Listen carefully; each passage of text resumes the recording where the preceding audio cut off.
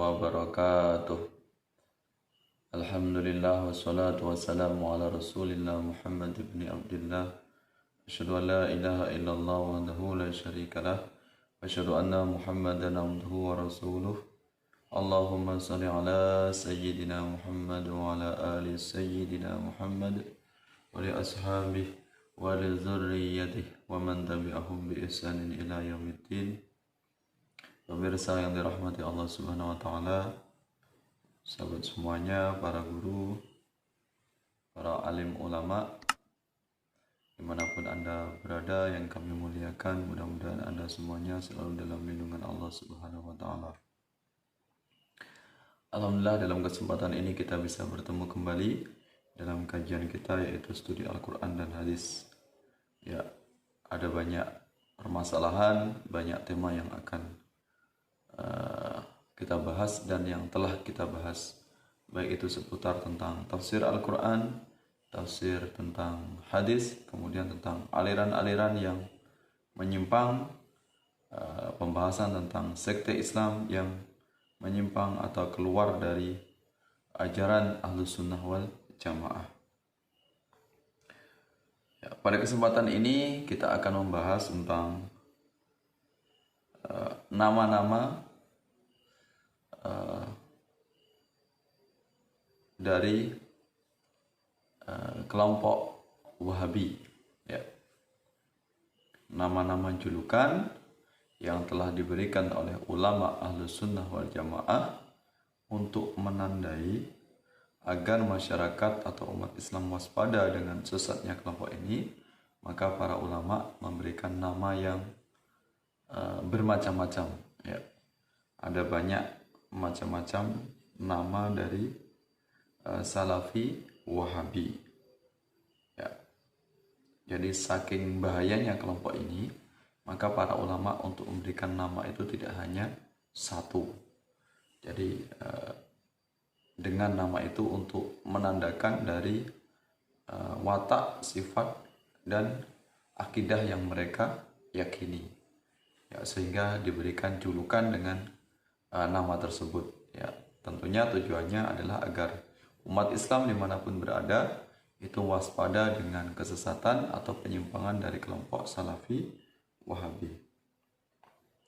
Nah, di sini saya himpun beberapa nama untuk kelompok Salafi Wahabi yang telah dibuat oleh banyak ulama, ya. Para ulama terdahulu, ya, guru-guru kita semuanya sudah mengarang banyak kitab tentang penjelasan kesesatan dari kelompok Wahabi.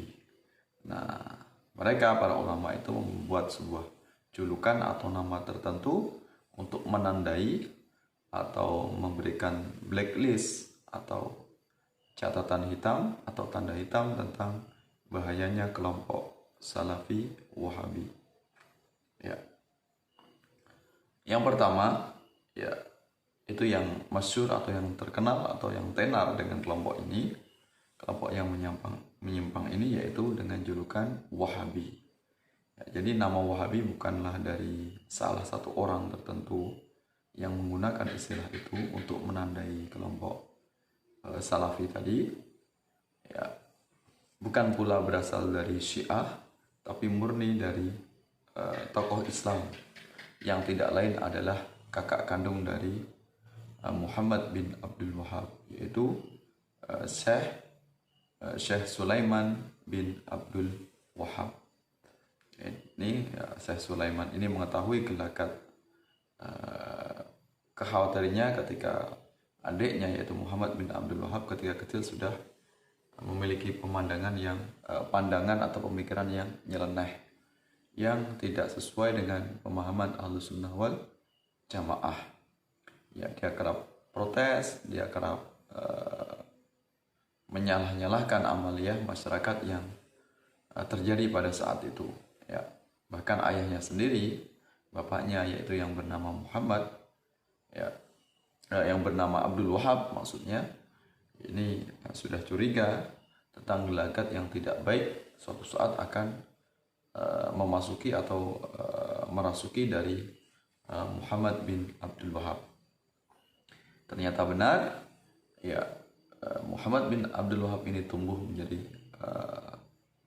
orang yang sangat ekstrim, orang yang sangat garang, orang yang pemikirannya yaitu takfiri.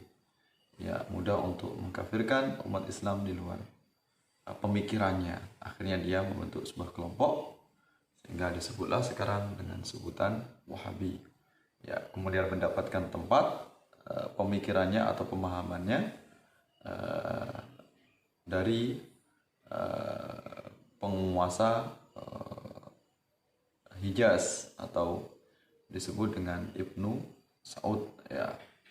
Nah, ini bersengkongkol antara Ibnu Saud, penguasa Mekah, Madinah, dengan Muhammad bin Abdul Wahab, sehingga pemikirannya, ajarannya itu dijadikan sebagai ajaran resmi negara.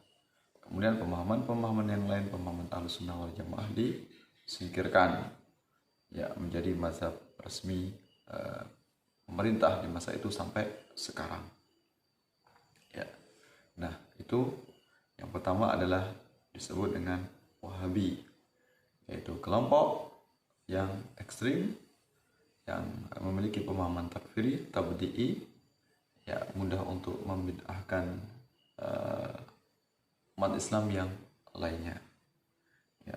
Nah, ini namanya tentang Wahabi, kemudian diikuti oleh ulama-ulama setelahnya yang bermula dari julukan yang diberikan oleh Syekh Sulaiman bin Abdul Wahab, ya, kakak kandung dari pendiri Wahabi yaitu Muhammad bin Abdul Wahab.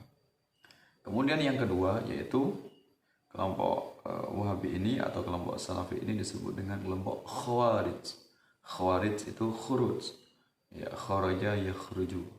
Khawarij berarti adalah keluar, kelompok yang keluar, kelompok yang menyempal dari barisan umat Islam, kelompok yang menyempal dari mayoritas umat Islam karena pemikirannya yang dangkal, yang nyeleneh, yang tekstual. Ya, pemikirannya, pemahamannya tentang akidah, fikih ini keluar dari ajaran aswaja, ajaran Ahlussunnah wal Jamaah. Bahkan ini prediksi dari Rasulullah tentang munculnya kelompok Khawarij ini sudah diprediksi oleh Rasulullah dalam banyak hadisnya, ya, yang bermula dari seorang pemuda yang bernama dengan Dzul Khuwaisirah. Ya, Dzul Khuwaisirah inilah yang cikal bakal teroris, cikal bakal kelompok Khawarij, ya. Dia yang pernah menuduh Rasulullah berbuat tidak adil. Kemudian Rasulullah mengatakan suatu saat nanti dari generasi dia, generasi Dzul Khuwaisirah, akan bermunculan kelompok yang sangat ekstrim, kelompok yang mudah menyalahkan umat Islam yang lainnya, bahkan mengkafirkan umat Islam. Nah, itu disebut dengan Khawarij. Bahkan banyak hadis Rasulullah mengatakan mereka puasanya kelompok Khawarij ini bisa mengalahkan umat Islam yang lain, ibadahnya mengalahkan umat Islam yang lain, tapi sayang merdu suara mereka dalam membaca Al-Quran, fasihnya lidah mereka membaca Al-Quran itu tidak sampai di hati, hanya sampai di kerongkongan saja, hanya di tenggorokan saja. Keimanan mereka itu lepas seperti anak panah yang lepas dari busurnya. Ya, mereka seolah-olah beriman, seolah-olah Islami, tapi sebenarnya iman mereka lepas. Ya, itu. Nah, itulah mereka disebut dengan kelompok Khawarij. Ya. Kemudian yang ketiga julukan untuk kelompok Salafi Wahabi yaitu disebut dengan Talafi. Talafi ini kelompok yang antara penampakan luar atau penampilannya dengan kenyataannya, dengan hatinya itu bertolak belakang. Ya, mereka seolah-olah ini sangat Islami, sangat religius, misinya sangat menipu, yaitu misinya kembali kepada Al-Quran dan Sunnah. Kalau kita telusuri, kita dalami, ternyata mereka bukan mengajak kepada Al-Quran dan Sunnah, justru mereka menjauhkan umat Islam dari Al-Quran dan Sunnah. Mereka inilah kelompok munafik, ya, kelompok yang seolah-olah sangat Islami, penampilannya yang luar biasa. Ya, kita lihat ciri-ciri mereka yang sangat berbeda dengan kelompok umat Islam yang lainnya, tapi padahal hati mereka tidak sebagaimana dari penampilan mereka. yang mereka ekstrim, mereka keras, mereka garang. Yang mereka musuhi bukan kelompok di luar Islam, yang mereka dakwahkan bukan kelompok di luar Islam, tapi mereka memusuhi umat Islam, memerangi umat Islam. Bahkan dalam sejarahnya ketika perebutan Hijaz, yaitu Mekah Madinah, dari Sunni, dari Aswaja, mereka banyak membunuh para ulama, bahkan menghancurkan makam-makam para ulama yang ada di Hijaz, yang ada di Mekah dan Madinah. Ya. Nah, itu disebut dengan talafi, yaitu antara penampilan luar dengan hatinya itu bertolak belakang. Ya, tidak sesuai. Ya, mereka adalah pembohong besar. Ya, sehingga mereka itu pintar dalam bertakiyah. Takiyah itu menipu, seolah-olah sangat agamis luarnya, tapi dalamnya mereka hatinya busuk. Ya, mereka setiap hari dan selalu berprasangka buruk kepada umat Islam. Mereka sibuk mengurusi amalia umat Islam di luar kelompoknya, sehingga mereka tidak sempat untuk melakukan amal untuk mereka sendiri, tidak sempat untuk meneliti segala keburukan, segala aib, segala catat yang mereka miliki. Kemudian yang keempat, mereka itu disebut juga dengan Taimiyun. Taimiyun adalah kelompok yang sangat fanatik buta, sangat taklid kepada Ibnu Taimiyah, yang mereka mengatakan larangan untuk taklid, larangan untuk fanatik kepada kiai, kepada ulama, ya, kepada tokoh-tokoh yang ada di kampung misalnya, guru-guru ngaji, tapi mereka sebenarnya sangat fanatik kepada Ibnu Taimiyah. Ya, bahkan akidah yang diajarkan oleh Ibnu Taimiyah mereka pakai, mereka tidak meneliti lebih lanjut tentang kesesatan atau keburukan dari konsep Tri Tauhid yang diajarkan oleh Ibnu Taimiyah. Ya, itu mereka seolah-olah menolak bid'ah, menyingkirkan segala khurafat, segala kesyirikan, tapi padahal mereka, kelompok Wahabi ini adalah kelompok yang terjerumus kepada kesyirikan yang lebih besar. Ya, kerancuan akidah, kerusakan akidah karena membuat konsep tauhid yang telah diwarisi oleh Ibnu Taimiyah, yang itu sangat bertolak belakang dengan ajaran Islam. Tidak ada ayatnya, tidak ada dalilnya dengan konsep Tri Tauhid yang diajarkan oleh Ibnu Taimiyah. Ya, bahkan mereka menjuluki Ibnu Taimiyah sebagai Syekhul Islam. Ya, padahal tidak layak untuk disebut sebagai Syekhul Islam. Ya, syekhnya umat Islam. Padahal ada tokoh-tokoh yang lain yang lebih layak dan memang lebih sesuai gelarnya, yaitu Syekhul Islam. Ya. Kemudian yang kelima, Wahabi itu juga disebut sebagai Albaniyun. Ya, Albaniyun itu adalah kelompok yang juga fanatik kepada Albani. Ya, ini mereka anggap Albani ini adalah pakarnya hadis, tokoh satu-satunya di muka bumi ini yang punya kuasa, punya hak untuk mensohihkan dan mendoifkan hadis. Jadi Albani ini adalah tukang stempel hadis. Ya, jadi kelompok Salafi Wahabi ini nggak mau menerima hadis kalau belum ada stempelnya dari Albani. Dewa, ahli dari segala ahli. Albani ini dijadikan sebagai satu-satunya referensi ahli hadis di muka bumi ini oleh Salafi Wahabi. Ya, kalau kita teliti lebih lanjut, ternyata latar belakang dari Albani ini bukanlah orang pakar hadis, orang yang tidak pernah belajar sama sekali studi atau belajar secara akademik yang sesuai dengan bidangnya, yaitu tentang hadis. Nah, jadi mendapatkan ilmu hadis dari mana yang mereka katakan sebagai syekh ahli hadis atau Syekh Albani. Jadi Albani ini murni semata-mata belajar secara otodidak. Ya, Albani ini latar belakangnya yaitu pekerja pembuat reparasi servis jam, ya, tukang servis jam. Ya, dia belajar dan membaca dari berbagai macam literatur hadis, akhirnya dia seolah-olah merasa sudah hebat tentang ilmu hadisnya sehingga membuat sebuah karya untuk menyeleksi atau untuk mendeteksi mana hadis sahih dan mana hadis palsu atau hadis dhaif, hadis lemah. Ya, jadi belajarnya secara otodidak, ya tidak mendapatkan belajar sanad dari guru. Nah, jadi Albani ini adalah sangat sesat, menyesatkan. Bahkan banyak para ulama memberikan kritikan, memberikan sanggahan dari hasil karyanya di kitab-kitabnya tentang kualitas hadis. Jadi yang dianggap Albani sahih, ternyata para ulama mengatakan itu hadisnya adalah dhaif. Sebaliknya, yang kata Albani itu hadisnya dhaif, ternyata banyak mayoritas ulama yang mengatakan itu hadisnya sahih. Jadi hasil stempel atau hasil dari seleksi atau tasih dari Albani itu sangat rancu dan tidak sesuai, ya. Hasilnya sangat buruk sekali sehingga banyak menyesatkan umat Islam. Ya, ini sangat fanatiknya kelompok Salafi Wahabi kepada Albani.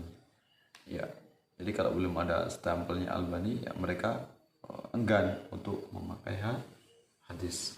Ya, nah, betapa sangat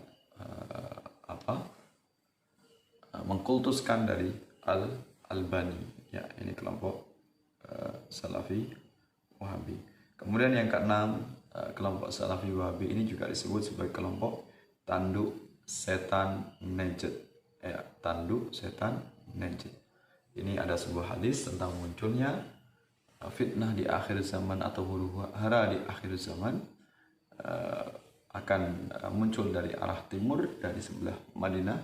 Ya, sebelah Madinah arah timur itu kegoncangan yang luar biasa. Bahkan Rasulullah pun tidak mau mendoakan Najd, mendoakan Yaman, mendoakan Syam, tapi tidak mau mendoakan Najd atau Riyadh. Ya, berarti masih di wilayah Arab Saudi, ya, wilayah Saudi Arabia. Di situ ada tempat yang disebut dengan Najd. Nah, disitulah munculnya fitnah akhir zaman, yaitu lahirnya, tempat munculnya kelahiran dari Muhammad bin Abdul Wahhab, yaitu kelompok pendiri dari Wahabi.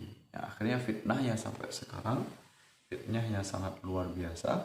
Bahkan banyak riwayat mengatakan kelompok Salafi Wahabi ini adalah termasuk kelompok pengikut Dajjal. Ya, mereka menukar balikkan fakta yang mereka anggap sesat padahal adalah yang lurus, yang mereka anggap lurus, mereka anggap benar, mereka anggap sesuai dengan Al-Quran dan Sunnah, padahal adalah sangat menyesatkan. Nah, itu betapa fanatiknya Wahabi kepada Albani. Ya, bahkan mereka anti maulid dari Rasulullah SAW, tapi mereka merayakan maulid atau kelahiran atau milad dari kelahiran dari Albani. Nah, itu betapa rancunya, betapa munafiknya kelompok Salafi Wahabi, sehingga mereka mendapat julukan sebagai Albaniyun, yang artinya adalah pengikut dari Albani. Ya, kemudian disebut dengan tanduk setan Najd tadi, yaitu munculnya huru-hara di akhir zaman di daerah Najd atau Najd, ya, tentang tempat kelahiran dari Muhammad bin Abdul Wahhab, yang akhirnya fitnahnya menyebar ke seluruh dunia. Ya, walaupun mereka kelompok minoritas sangat kecil sekali, 0,sekian% dari seluruh umat Islam yang ada di muka bumi ini, tapi betapa mereka sangat luar biasa berisiknya, luar biasa kegaduhannya karena munculnya kelompok Salafi Wahabi ini. Ini sebagai bentuk ujian dari Allah, ujian agar umat Islam tetap istiqomah terhadap akidahnya, agar tidak rusak dirasuki atau disesatkan oleh kelompok Salafi Wahabi. Jadi hikmahnya ada munculnya Salafi Wahabi adalah sebagai bentuk cobaan dari Allah kepada umat Islam. Kemudian yang ke-7 mereka disebut sebagai kelompok Sohafi. Sohafi itu berarti suhuf maksudnya, yaitu mushaf. Artinya apa? Mereka, ulama mereka semuanya, ulama Saudi, mereka belajar ilmu itu hanya sekedar otodidak. Ya, jadi pengikatnya semuanya Wahabi yang ada di muka bumi ini belajar itu mereka hanya otodidak, belajar secara instan, ya, tidak berguru secara talaki secara langsung, bahkan tentu mereka tidak belajar secara akademik, ya, kecuali hanya 1-2 saja, dan itu mereka belajarnya di tempat kelahiran Wahabi, yaitu di Saudi. Ya, mereka kuliah di kampus di sana yang tujuannya adalah kampus-kampus itu untuk merusak ajaran Islam, untuk menyerang pengikut dari kelompok Ahlus Sunnah wal Jamaah. Tapi karena mereka hanya sedikit, insya Allah mereka tidak akan mampu mewujudkan misi mereka, merusak ajaran Islam, merusak ajaran akidah Ahlus Sunnah wal Jamaah. Nah, itulah kenapa disebut sebagai Sohafi. Artinya mereka belajar langsung otodidak, langsung membuka Al-Quran, langsung baca terjemahan, langsung mereka berfatwa. Ini betapa bahayanya kelompok Sohafi, nama lain dari kelompok Wahabi. Kalau kita mengutip dari kalam dari Buya, guru kita semua, yaitu Kiai Haji Said Akil Sirot, mengatakan orang yang belajar ilmu agama secara otodidak, tanpa keilmuan, tanpa akademik, itu seperti orang yang membaca buku kedokteran, kemudian dia membuka praktek, tidak pernah belajar di bidang kesehatan, tidak pernah menjadi bidan, tidak pernah menjadi dokter misalnya, tidak pernah belajar tentang keperawatan, tidak pernah belajar tentang obat-obatan, tentang berbagai macam cara meramu obat, tapi langsung seolah-olah mendadak menjadi ahli atau pakar dari Al-Quran dan Sunnah. Ya, itu seolah-olah di keluar kelompoknya itu tidak sesuai dengan ajaran Al-Quran dan Sunnah. Jadi dengan modal berbekal itu tadi, kemampuan yang sangat minim, terbatas, ya, tidak pernah belajar secara akademik, tiba-tiba ya langsung mengaku atau seolah-olah ahli di bidang agama. Itulah disebut sebagai kelompok Sohafi. Artinya belajar secara otodidak tanpa sanad, hanya instan. Tujuannya adalah yang mereka pelajari untuk melawan, menyerang, merusak ajaran Islam dari dalam. Ya, kemudian yang ke-8 mereka disebut sebagai kelompok Mujassimah. Mujassimah itu berarti jisim, ya, atau jasmani. Berarti kelompok mereka disebut Mujassimah karena menyerupakan atau mengatakan Allah itu berjisim atau berjasmani atau berfisik, atau seolah-olah mengatakan Allah itu punya raga, ya, seorang raja yang besar yang duduk di antara langit dan bumi, duduk di arsy, ya, singgasana. Jadi mereka memahami secara letterlek atau secara zuhir atau tanpa penafsiran.